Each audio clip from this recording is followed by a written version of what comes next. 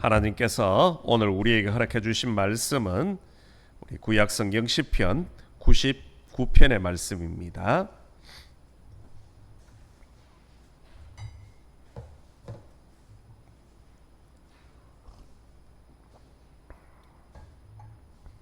시편 99편 1절부터 9절까지 말씀은 제가 가지고 있는 구약성경 875면에 있습니다.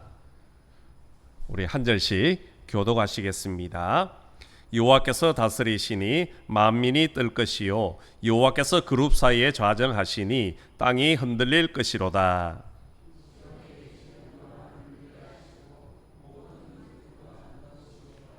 주의 크고 두려운 이름을 찬송할지니 그는 거룩하심이로다.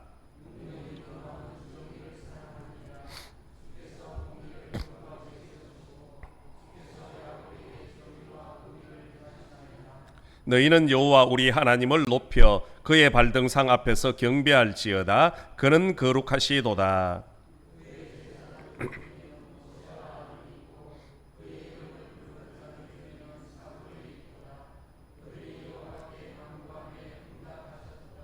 여호와께서 구름 기둥 가운데서 그들에게 말씀하시니 그들은 그가 그들에게 주신 증거와 율례를 지켰도다.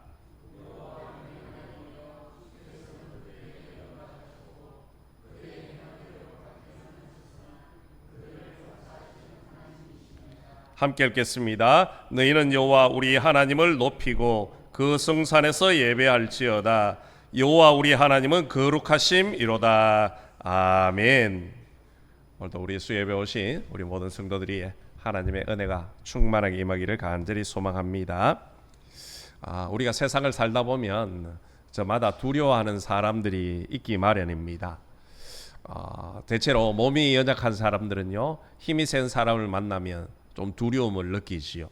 또 빚을 진 사람들은요, 빚쟁이가 쫓아오면 두려움을 느낍니다.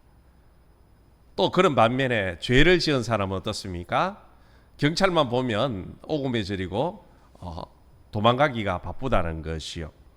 그러나 어떤 의미에서 그들이 두려워하는 것은요, 진짜 두려워하는 것이 아니라 싫어하는 것일 수 있다라는 겁니다. 빚을 졌기 때문에 빚쟁이가 싫은 것이지 두려운 것은 아니죠. 빚을 갚기만 하면 더 이상 이제는 빚쟁이가 아니기 때문에 두려워할 필요가 없다는 겁니다. 그런 반면에 정말로 누군가가 존경스러운 마음 때문에 두려움을 느끼는 경우가 있다라는 겁니다.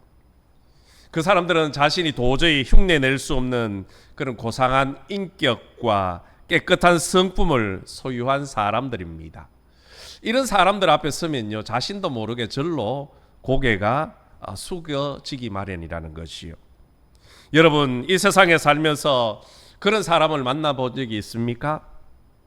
그분의 인격과 성품은 한없이 고상하고 거룩한데, 그러면서 그분이 정말로 겸손해서 사랑이 넘치고 또한 한없는 너그러움으로 품어주는 그런 사람을 만난 적이 있느냐는 겁니다. 오늘 성경은 우리에게 그런 분을 소개하고 있습니다. 바로 우리가 믿는 하나님이십니다. 그래서 오늘 시인은 하나님을 경배하라, 하나님을 경외하라, 그렇게 우리에게 권면을 하고 있습니다. 여러분, 경외라는 단어는요, 두려움이라는 단어가 포함되어 있지만은 여기에는 무작정 두려워하는 것이 아니라 존경과 공격의 마음을 함축한 그런 두려움을 의미하는 것입니다. 그러면 왜 우리는 하나님을 경외하며 살아야 하겠습니까? 오늘 본문 속에서 세 가지 이유를 찾아보려고 합니다. 우리가 하나님을 경외하는 첫 번째 이유는 하나님은 거룩하신 분이기 때문이라는 겁니다.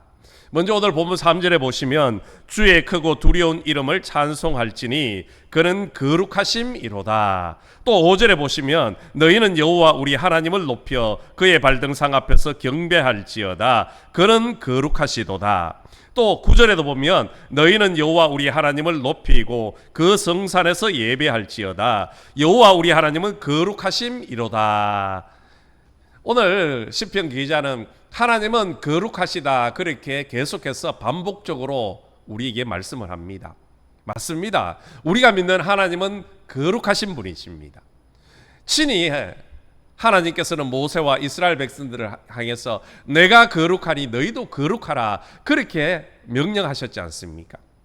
하나님은 거룩하다는 그 말씀을 통해서 우리가 두려워하고 경외해야 될 존재임을 말씀을 하고 있다라는 겁니다. 거룩이라는 것은 단순한 의미적으로 보면요, 구별되다라는 그런 뜻 아니겠습니까? 그렇습니다. 하나님은 죄와 악과 구별된 분이십니다. 악과는 함께 하실 수 없는 분이라는 것이요.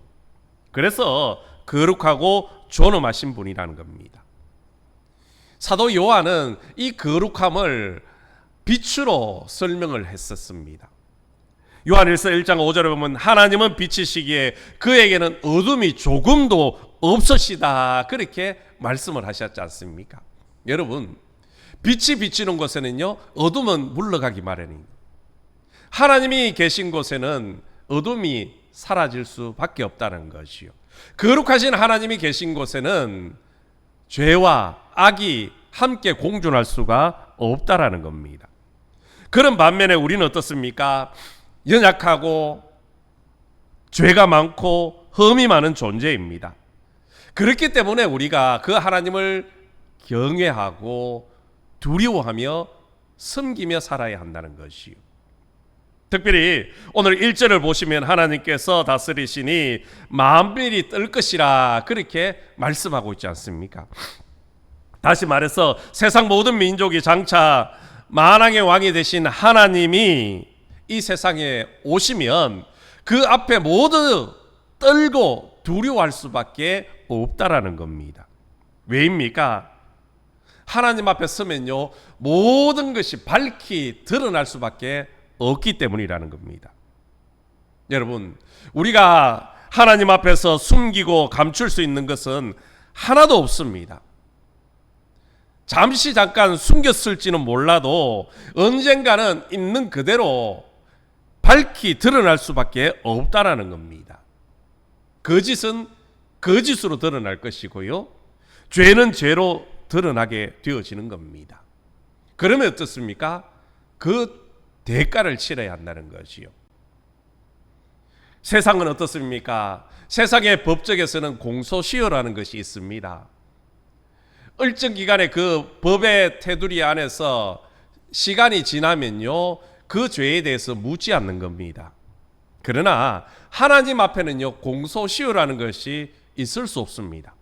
아무리 모르게 숨겨놓았다 할지라도 마지막 하나님의 심판대 앞에 서는 날은요 다 드러나는 겁니다. 그래서 사람은 두려워 떨 수밖에 없지요. 그리고 그 행위에 따라서 하나님 앞에 심판을 받게 되어지는 겁니다. 의롭게 살았던 사람은 하나님 앞에 영생의 기쁨으로 얻게 되어지지만 죄를 범하고 악하게 살았던 사람은요 영원한 지옥의 형벌을 면할 수가 없다라는 겁니다. 그래서 오늘 시편 기자는 그 거룩하신 하나님을 우리가 두려워하며 경외하라 그렇게 말씀을 하시는 겁니다. 여러분, 우리 조선시대 암행의사라는 그런 제도가 있었지 않습니까? 암행의사가 출두했을 때를 한번 생각해 보십시오. 평소 불법을 행하고 백성들을 착취하고 힘들게 했던 그런 관리들 어떻습니까? 암행의사 출두요 하는 그 말 한마디예요. 오금이 저려서 도망을 가지 못하고 벌벌 떨 수밖에 없지요. 그러나 평상시에 왕의 명령대로 백성을 잘 다스리고 정말로 백성을 어질게 대했던 그런 관리들은 어떻습니까? 아무리 암행의사 출두해도요 두려워할 필요가 없습니다. 오히려 당당하지요. 왜? 그 왕으로부터 받을 상급이 있기 때문이라는 겁니다. 여러분, 우리 역시 마찬가지입니다. 하나님의 유형과 영광은 너무나도 커서요 그 하나님 앞에 서면요 모두가 떨 수밖에 없습니다. 그러나 하나님을 믿는 사람, 하나님 앞에 믿음으로 의롭게 살았던 사람들은요 두려워 떨 이유가 없습니다.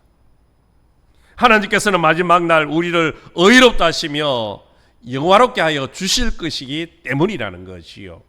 마치 춘향이가 암행의사 출두요 하는 그 명령 앞에서도 당당했던 것처럼 우리는 두려워할 필요 없습니다.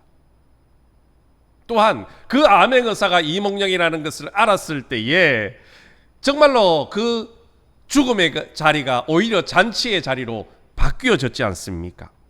우리가 평소에 하나님을 경외함으로 세상을 바르게 살면요, 하나님의 보좌에 앉으신 그 심판대에 우리는 두려워할 필요가 없다는 겁니다. 오히려 기뻐하고 즐거워하고 주님 오심을 환영하게 되어지는 겁니다. 그렇기 때문에 우리는 하나님의 거룩하심을 닮아서 의롭고 정결한 삶을 살아가야 되는 겁니다. 그리고 무엇보다 하나님의 말씀 앞에 순종하는 삶을 살아야 된다는 것이요. 그것이 바로 하나님을 경외하는 사람들의 삶의 자세라는 겁니다.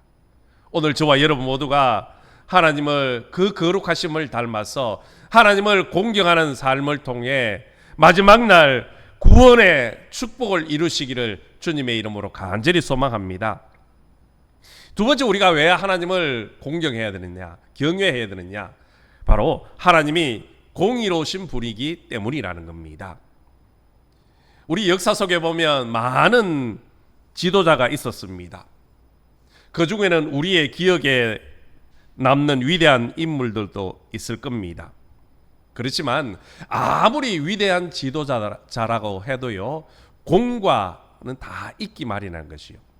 잘한 면이 있으면 못한 면도 분명히 있다라는 겁니다. 또 아무리 완벽한 지도자가 있다고 하더라도 영원히 그 자리를 지킨 사람은 없습니다. 다 한 시대를 풍미하고 다 떠났다는 것이요. 그러나 우리가 믿는 하나님은요, 영원하신 하나님이십니다. 그분은 절대적으로 또한 공의로우신 분이시라는 것이요. 그래서 그 하나님은 영원히 공의로 우리를 다스리시는 겁니다. 오늘 본문 4절이 그것을 우리에게 일러주고 있지 않습니까? 능력 있는 왕은 정의를 사랑하느니라. 주께서 공의를 견고하게 세우시고 주께서 야곱에게 정의와 공의를 행하시나이다. 공의는 하나님의 거룩한 성품 중에 하나입니다. 하나님의 속성이라는 것이요. 만일 하나님에게서 공의의 속성이 제거가 된다면 하나님은 더 이상 하나님으로의 정체성을 가질 수가 없게 되는 겁니다. 하나님은 불의를 행하시지도 용납하시지도 않으신 분이기 때문이지요. 그런데 이 공의가 사라져버리면 하나님 역시 불의를 행하시고 또한 용서하지 못하시는 분이 되어지기 때문이라는 겁니다. 그런 반면에 하나님은 또 한 가지의 성품을 가지고 있죠. 바로 사랑의 하나님이시라는 겁니다. 우리가 생각하기에는 이 공의와 사랑은 절대적으로 조화를 이룰 수 없을 것 같은 그런 생각이 듭니다.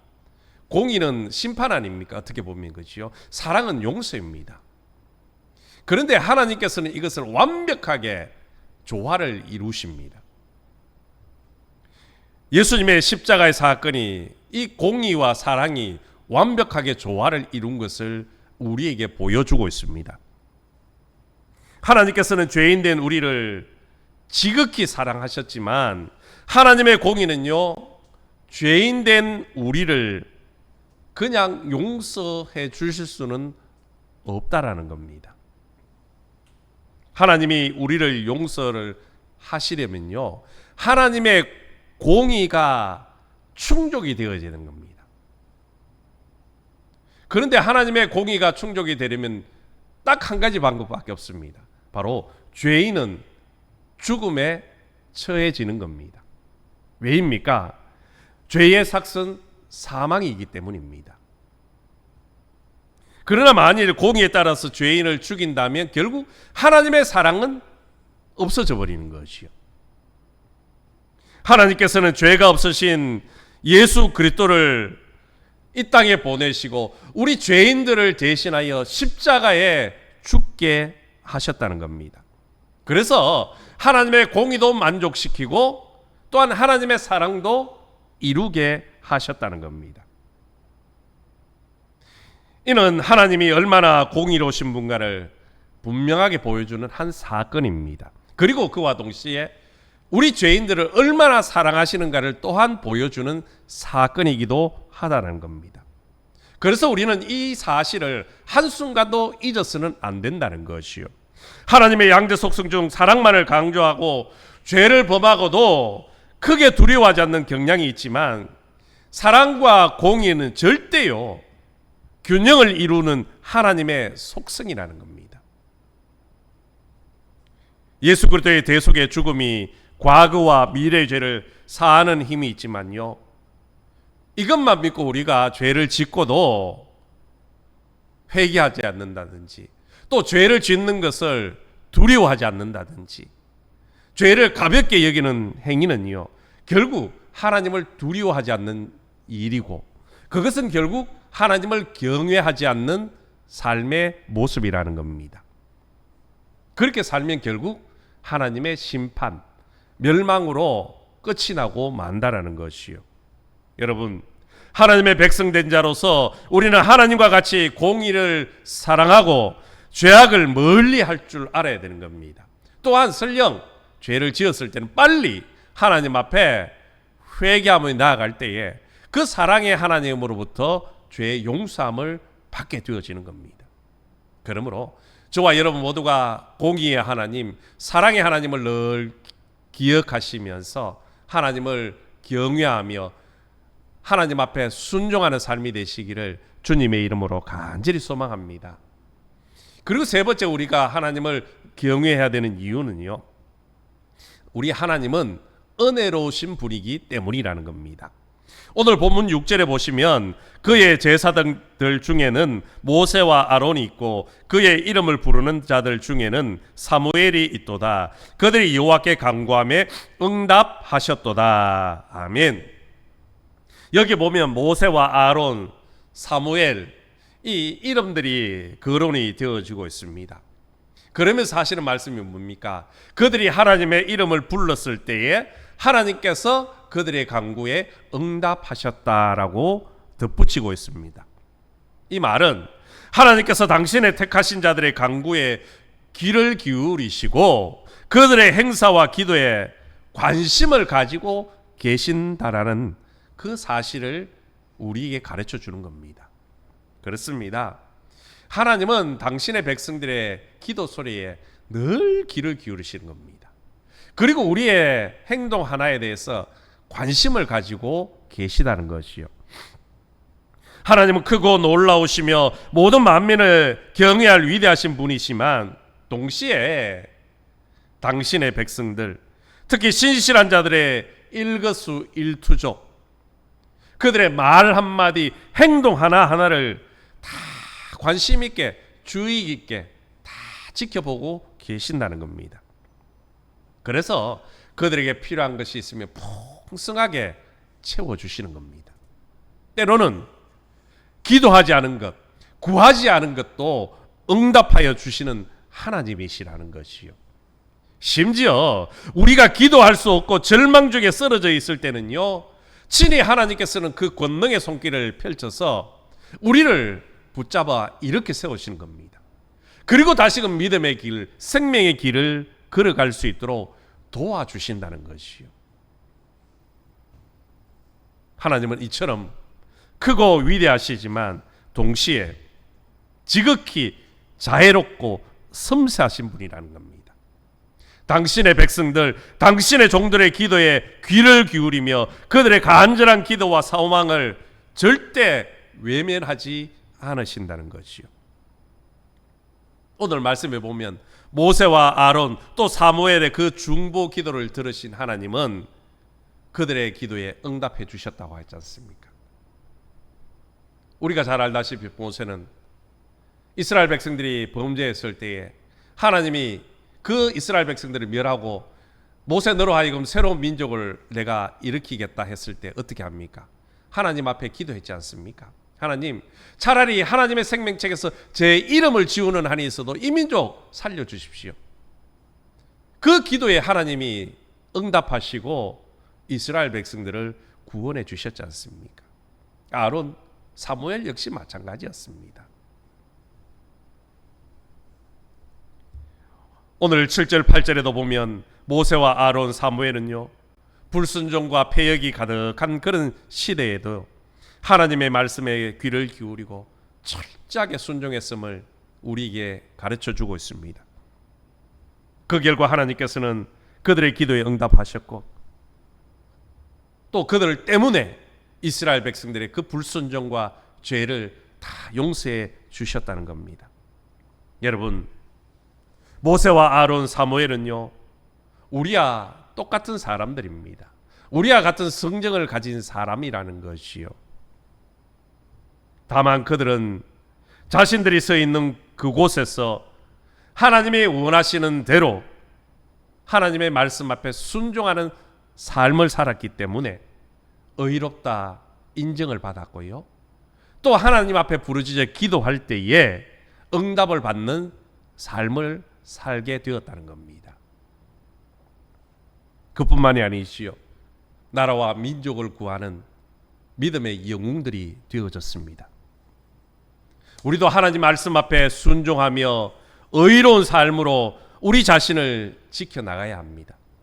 그러면 하나님은 우리의 기도를 들으시고 우리의 삶을 형통하게 이끌어 주실 것입니다.